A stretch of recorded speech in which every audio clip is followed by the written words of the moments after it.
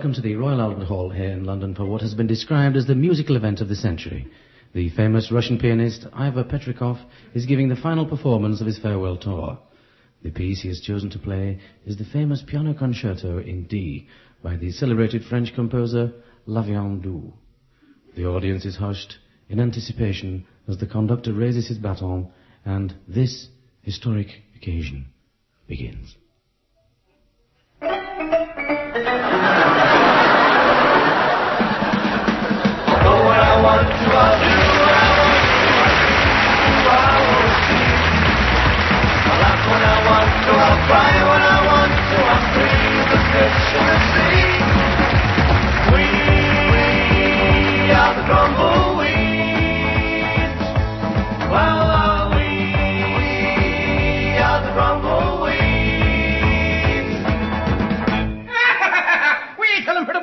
I tell him better. Did you hear the one? I did. I'm going to tell you another. Okay. Did you hear about the Irish hitchhiker? He set up early to avoid the traffic.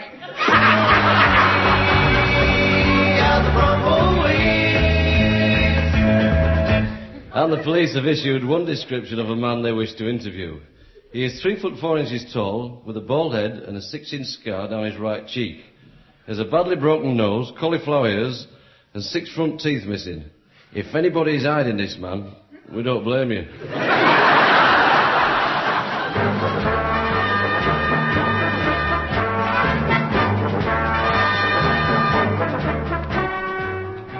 Yes, ladies and gentlemen, that music tells us once again it's time for Gardener's Question Time. Oh, shut up. I have often walked down this street before. Yes, I know it's a lousy bus service round here. And the BBC motoring unit has issued the following travel information. Half the A5 has subsided and will be known from now on as the A2.5. On the A59 there is a 10-mile jam. Hundreds of people are queuing up with slices of bread.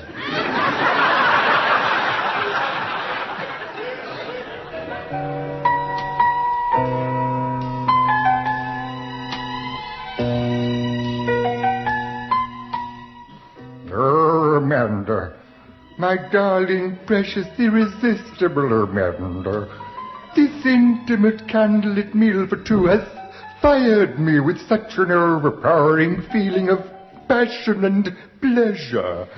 Oh, go ahead, Amanda, go ahead and call me a half-crazed, love-stricken, romantic old fool if you must, but please, Amanda, please grant me one wish to make the evening complete. Please let me sip my drink slowly from what you are wearing on your dainty little foot. Hey, that's not fully by Willie with brown nail combo.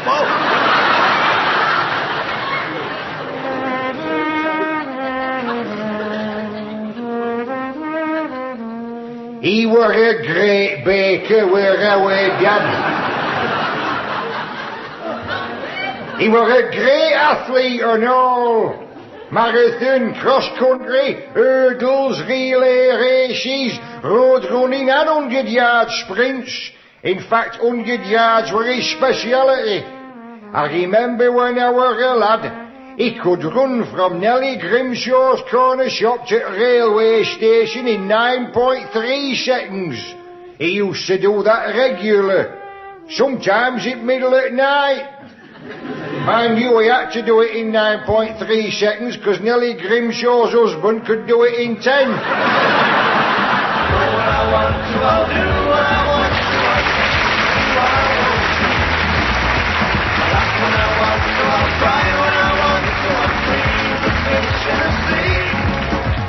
We are the Grumbleweeds.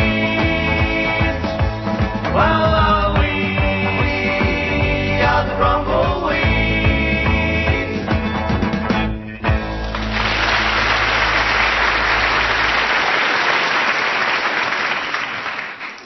Well, what a wonderful welcome from a wonderful audience. Yes, I like this audience, they're good. I might buy them and play them in goal. Well, I think they're wonderful. I think that round of applause was quite the most perfect round of applause I've ever heard in my brief but exciting life. Thank you, everybody. You're getting right up my nose, you are, pal. They're rubbish, this lot. Biggest crowd of morons I've ever seen in my life. Oh, I can't agree with you there. How can you say this audience is a crowd of morons? 3 of them can read. What do you know about anything? You're the biggest cretin I've ever met. Thank you. That's very kind of you. Dear Lord, like, just hang on a minute, Uncle Nasty. Like, this is getting a bit double upsetting as it happens. Don't worry about me. If he wants to pay me compliments, he can do it all day long. Like, what we need to have, you see, is like a bit more of the old love and friendship, you see. He's about as many brains as a dead donkey. You're too kind. A bit of old peace and harmony like what me and the one and only Wilf have got, you see. Isn't that right, Wilf, old son? Oh, definitely, yeah. In fact, I don't think definitely is a strong enough word. I think double definitely, treble positive says it all. I mean, that's my opinion, but I don't think it's worth a lot. Why not, old son, why not? I don't know what the question was. Dear Lord, God bless myself. Like, what I was saying, Wilf, was, like, you and I... Yeah, I'm with you so far. Right, like, you and I have got this instant rapport. No, not me, no. I ain't got one of them, Jim. I've got a ratchet screwdriver and one of them things for unblocking sinks. And if I had my way, I'd ram it over your rotten mouth. But if you did that, I wouldn't be able to talk. What a brain, what a comprehension of the situation Wilfred has. Can I say something? But of course you can, Uncle Rubbish. Off you go. Marmalade. Well, now, that is a bit double fab, actually, as it happens. Know what I mean? See, I'm sure we're all knocked out with that, like, bit of invaluable information, Uncle Rubbish. Yes, well, I've been wanting to say it for some weeks now. Ooh, I can tell you how relieved I feel. This isn't solving the problem of sorting out the old peace and harmony with Uncle Nasty. I've got an idea. Why don't they shake hands? If he puts his slimy hand near me, I'll pull it off. Well, that seems a good enough reason not to. Come now, Uncle Nasty. Can't you bury the hatchet? Yeah, in the middle of his skull. He's only joking. No, he isn't. Oh, dear. Just when I'd had my hair cut. I needn't have bothered. Don't be so stupid, you little swine. It's only a rubber axe. Oh, thank goodness for that. You had me worried then. Could I just ask you a question before you go? What? Is this rubber blood running down my face?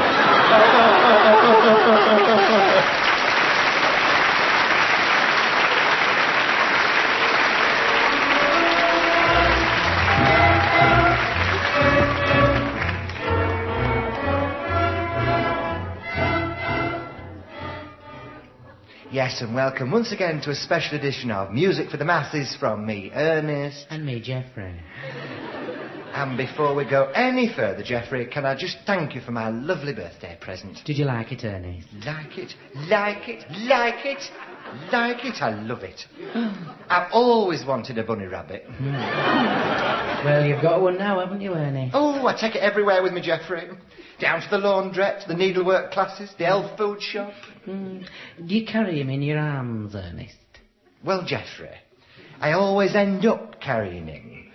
He just doesn't seem to like going on his lead. You know, I've got to drag him. Ernest?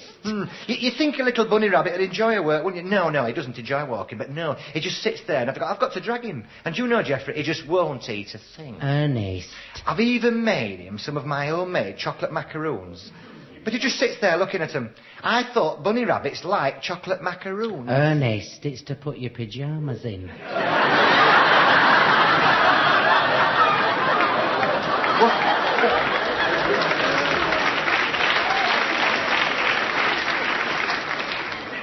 All right, I might appear stupid, but what is? It's stuffed, Ernest. The bunny rabbit's for you to put your pyjamas in it and sit it on your bed.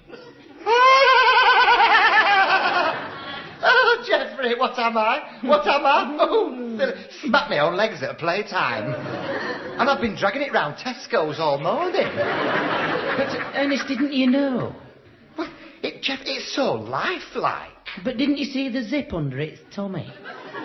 Well, yes, but I thought it had had an operation or something.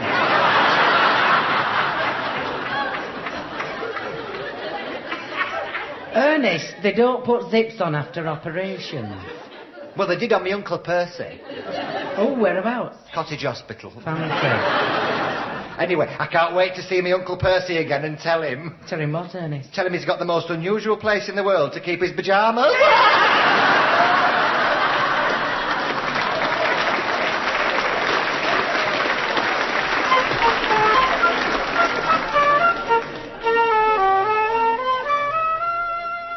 Hello, kiddies. Yes, once again it's me, your old friend Uncle Rubbish, saying once again, hello, kiddies. And welcome once again to Tiny Tot's Tea Time, Toy Time Time. I can feel the nausea coming on already. Now then, what's the first thing we do on the programme? Throw up.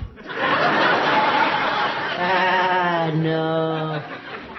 No, because today I want you to guess what is inside the Tiny Tots Tea Time, Toy Time toy cupboard. Have a guess. If he gets that rotten book of nature out, I'll ram it down his stinking throat. He's only joking. It wouldn't fit. It will if I widen your throat. Yes, well, kiddies, Uncle Nasty is right. It is the Uncle Rubbish Wonder Book of Nature. Now then, shall we open it at page 27? Because on page 27 is one of my favourite chapters. Here we are. Chapter 5. Discovering Ponds. Chapter 6. Throwing you in one. Chapter 7. Filling it with cement. Chapter 8. Building a motorway over it. I'm not frightened of him. No, I love ponds. It's amazing what lovely, friendly creatures exist in the murky depths of a pond. I take my little plastic bucket and I wade into the middle of the pond and I dig down with my hands into the slime and sludge and bring up great handfuls of it. What it is I bring up, I'm not prepared to say. But it stopped me biting me nails. You must have been a revolting cretin when you were a kid. Yes, I was, thank you. I can remember when I was a little cretin. I found a water beetle that was limping. Yes, it had a sprained ankle. It sprained its ankle running for a bus. So I took it home and I put a splint on its poorly leg. Then I bandaged it up with some of that ointment that Daddy didn't tell Mummy he'd had to get. 6 weeks later, I took off the bandage and you should have seen him run across the kitchen lino. I called my father in and said, "Come and look at the water beetle." Those 6 weeks of patient and diligent nursing have paid off. And I can see my father now as he came into the kitchen, tripped over the rug and squashed my beetle flat. How I cried. But my father took me in his arms and comforted me. And looking gently down at me, he said, "Susan, get this dead beetle off the sole of my shoe or I'll belt you." And he did. From elbow to breakfast time. I'm beginning to quite like your father. Ah, well, as they say in Barnsley, c'est la vie. Bye-bye, kiddies. Bye-bye.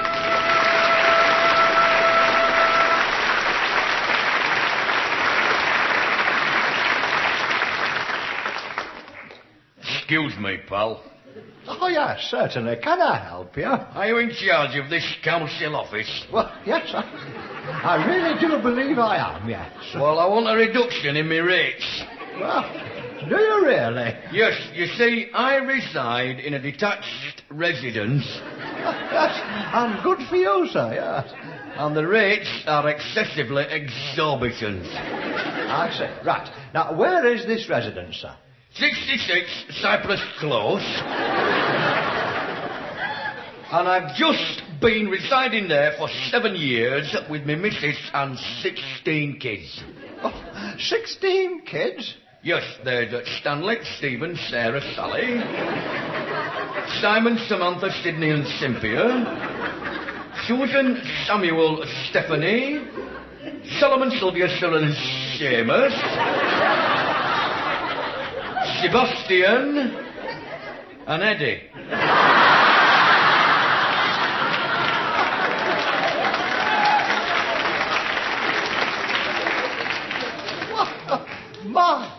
My word, that really is a handful. It's more like a bucketful. 16 children, eh? 16, the last time I counted. Well, as a matter of interest, what's your wife's name? I can't remember.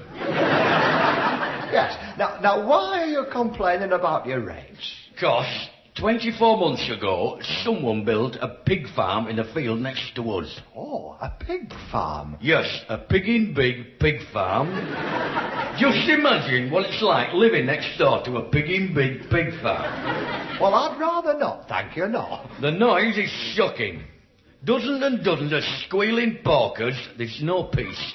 And that's why you want your rates reduced, is it? Yes, 'cause we're living next door. Well, I'm sorry, sir, you're a bit too late. How do you mean too late? Well, you know the man who owns the pig farm? Yes, Mr. Sampson. Well, he's just had his rates reduced because he lives next door to you.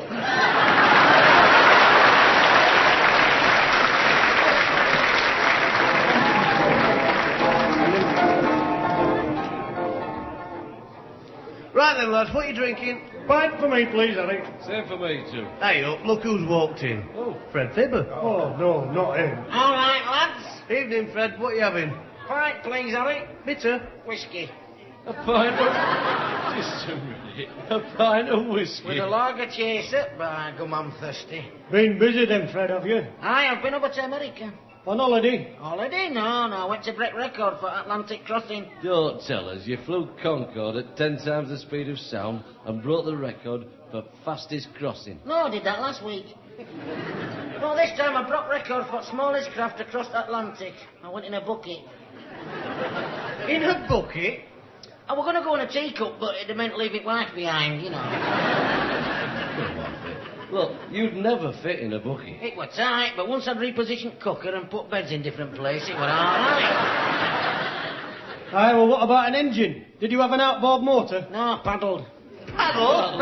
Come on, With me hands, I paddled. I wouldn't have stopped overnight in New York myself, but they'd laid on a big party at Carnegie Hall, so I had to, you know. And who laid on a big party at the Carnegie Hall? President Reagan and Nancy. Lovely woman, that, but she will cover her food with brown sauce. Spoiled taste at caviar, something rotten does that.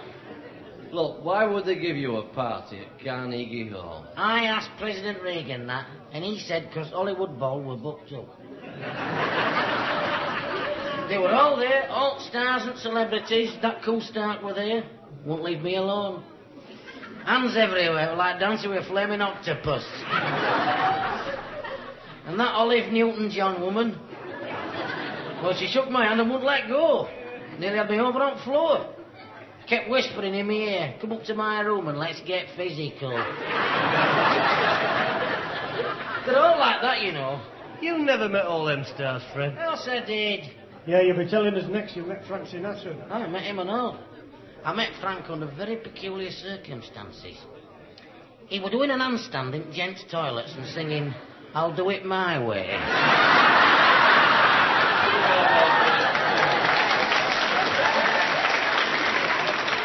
I don't believe that. I don't. No, that's No way. It's right. no way. No way. Kennedy were there and all. Teddy Kennedy? No, Flora Kennedy from Huddersfield Co-op. Anyway, I better be off, lads. I've promised Anna Ford I'll give her some elocution lessons. Ta-da!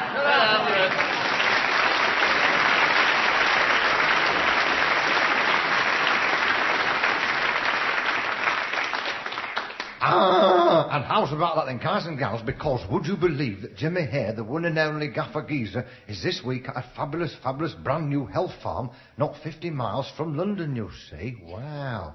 Now then, what a double knockout thrill for Jimmy Hare, who, as you know, is like a bit keen on the old keep fit job, you see. But like, who do you think is behind this fabulous venture? Would you believe it's your friend and his, the one and only Wilf Gasmask Grimshaw? And here he is, the lad himself, Wilf.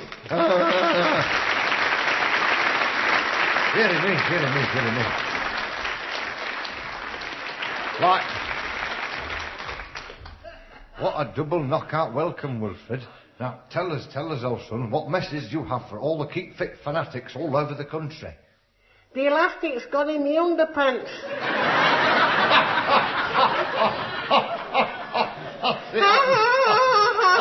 Dearly Lord, bless my soul. Congratulations on opening this double fab health farm. Oh, yeah. Thank you, Right. Now, tell the guys and gals, all the ladies and gentlemen listening at home, what strikes them as soon as they enter the building.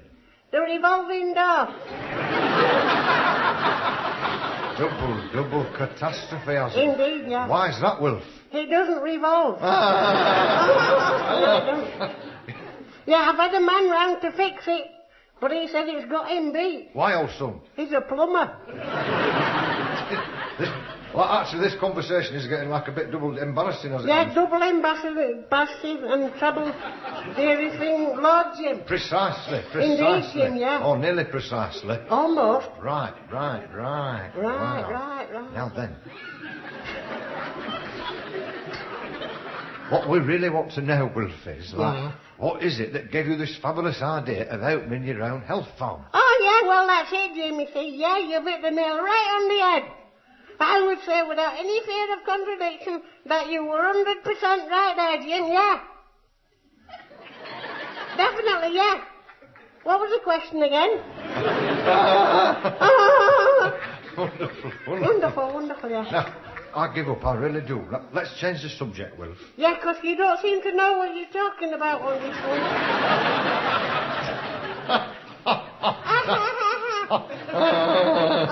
Yeah. Tell us about the food. Yes, well, you see, Jim, it's me own special diet. You see, Jim, that is me, Wilf, I personally have devised, made up this special double guaranteed method of the customers losing weight. There's no food. Oh, no. There's loads of food. Tons of food. It's just that we hide it. Good, isn't it? Tell us, old son. I'm sure we're all dying to know. Like, where do you hide the food? Well, what we do is, and this is what we do, we go out midnight and bury it in the garden.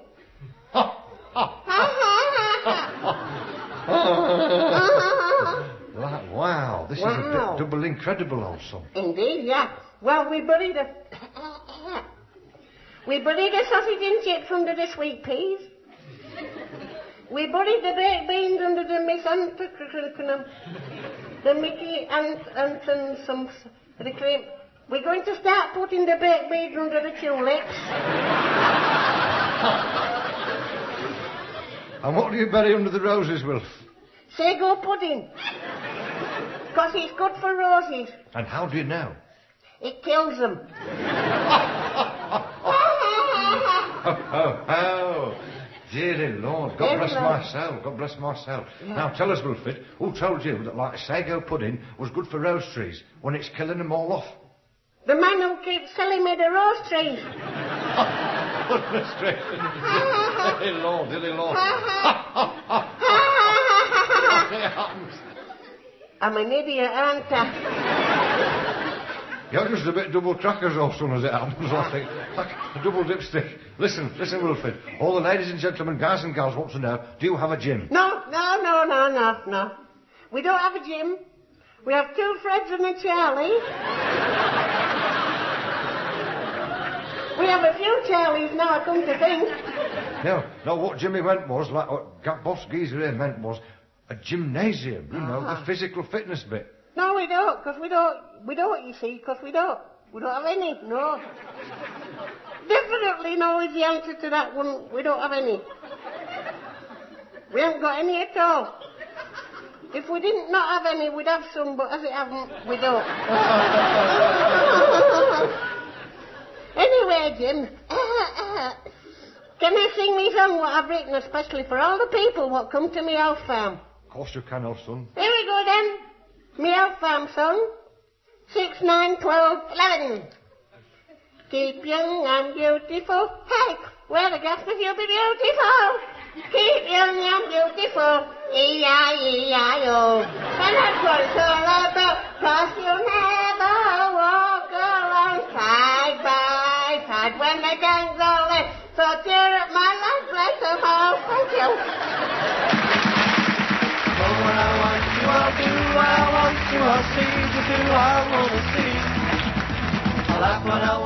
And how's about guys and gals like you have been listening to the Grumbleweeds, like Carl, Albert, Graham, Maurice and Robin. Now, the show is written by that unbelievable writing team, as it happens, Mr. Mike Craig and Ron MacDonald, with fabulous additional material by, like Dr. Boss, Barry Faulkner.